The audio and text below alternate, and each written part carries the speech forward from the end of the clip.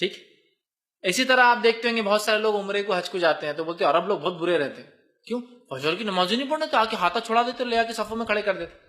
ہوتا کیا، اب ہندوستانی پاکستانی لوگوں کی عادت ہے امام صاحب لمبی لمبی صورتیں تو خاص پڑھائیں گے، آرام سے اقامت کے ٹائم پہ نیند کھل کر اقامت کا جماعت کھڑے کے بعد وضو چلتا، اس کے بعد ایک رکعت ہونے کے بعد بھی اس کو پتا ہے میری اتنی فاسٹ مطلب میری نماز میں اتنی زبردست ٹریننگ ہے، میراتھن ہوں میں کہ اس کی ایک رکعت میں اپنی 2 کر کے قاعدے مل بھی جاؤں گا. اور پتہ نہیں لوگوں نے ایک اصول بھی دیا، بولے فقہ کا اصول ہے اگر قاعدہ بھی مل جائے کسی نماز کا تو اس کے پہلے کی موقعہ پڑھ لو.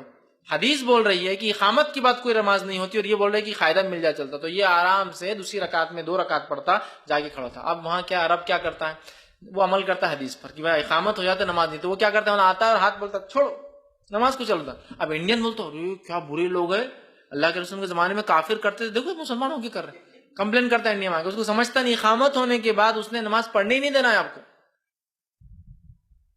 اس نے پڑھنے نہیں دیں گا آپ کو. کیوں نہیں پڑھنے دیں گا؟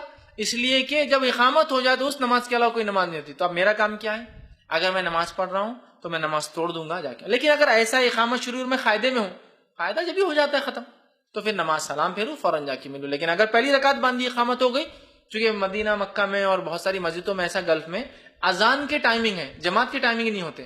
اذان کے بعد جماعت 5 سے 7 منٹ میں کبھی بھی کھڑے ہو جاتی ہے. امام کا جیسی رکعت ختم ہوئی نماز وہ کھڑا کرتا ہے، 1 منٹ بعد بھی ہوتی ہے، 2 منٹ اور 3 منٹ بعد. تو وہاں آزان ہوگی مطلب آپ کو اندر آ جانا ہے، کبھی بھی جماعت کھڑے ہوں گی. تو وہاں آپ کو معلوم نہیں کب ہوں گے، آپ آ کے رکعت مان لیا ہوگا، آپ کو توڑ دینا پڑے گا.